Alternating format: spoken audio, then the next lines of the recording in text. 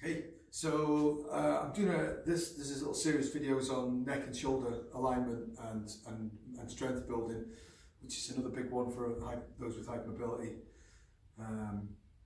Various muscles down here don't work as well as they should do because our environment doesn't challenge us. So the neck and shoulders and the legs get tight, and this area still continues to be unsupported. That plus our environment means that we're often leaning forward, and it encourages the bad posture, but actually not stabilizing from here means that those areas get tight anyway. And with hypermobiles, they can move their shoulders around much more, so the amount that they get rounded or hunched is even worse than your average person. But the good side of that is that you can actually straighten up, usually on request. It's just having the strength to stay there. I'm focusing more today on the alignment, and then I'm going to do another little video on building the strength. I've done arm strength and I've done pec release. So if you haven't seen the pec release video, it should be in the playlist. It's going to do this one, pec release, where your arms go up and down and then you just have a little stretch. I'm going to add to that in a minute. But first of all, it's the head. It's just head ramping. You don't have to be anywhere special. You don't have to get changed to do the next few things we're about to do. You can just do them at any point. It's just making sure your ear is lined up with your shoulder. And that should be the case whether you're sitting down, standing up. So if you're sitting at work, you bring your head back in line with your shoulder, but then you also want to bring your shoulder back in line with your pelvis, which of course is in neutral because you've watched your pelvic neutral video. You started there. And then it's having the strength to stay, so you get like that, and then after a few minutes you're back looking at the screen, and just keep bringing everything back.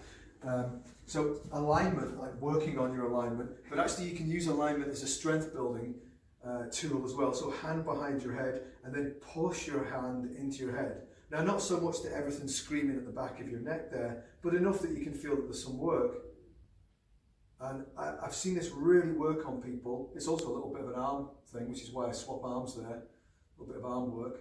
Push your head back into your hands, and I feel the rhomboids and trapezius at the top of the neck here, the muscles between the shoulder blades working. So a little stretch stops the neck from being in charge. Relax your jaw.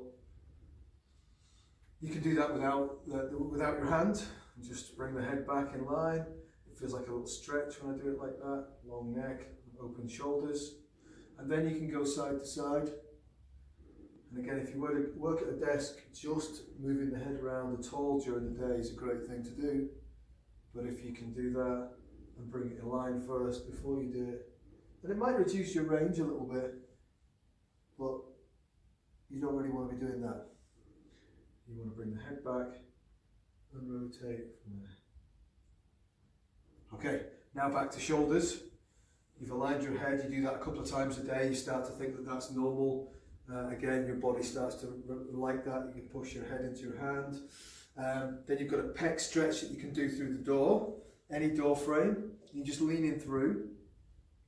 You want to start lower. Lower is easier, so I start about here in the morning. My shoulders are really tight when I wake up. Really takes me a minute to open out. So I'm just hanging. So the mistake is to try and push yourself through and arch your back and stick your head out. And what did we just talk about? We talked about lining up the neck and shoulders. So you just hang through, but it has to be coming from here. And I don't go very far. And the elbows are nice and low. It's very easy to start there. And then you bring the head back, you ramp the head back. And then I'm getting two things done at once. I can do side to side while I'm getting pec stretch. And we've kind of been taught that you've really got to feel pain before you get in the stretch. It's just not true, and it's just not necessary. It can be really make things worse for other people, for some people, me included. And if you want to just make it a little harder, then your arms go higher. So the higher you are, the harder it is. So usually by midday I'm doing a stretch kind of here and my shoulders are happy with that, and then maybe by the end of the day I'm more up here. But again, watch that you're not sticking your head forward. Always bring the head back, and you can do the side to side. And then the final one, which is more of a physio one. We do it in class. We do this kind of back and two with the arms. But what you can do if you've got a wall at home is arms, elbows level with your shoulders, and then you're just sliding the hands up and down, but you're trying to keep your shoulders down. So if your shoulders go up with your arms, you're not doing the right thing. You want to keep your head lined up. You just want to go up and down with the arms. And as you go up, you feel that's a stretch, and those muscles have to really work to keep the shoulder blade down.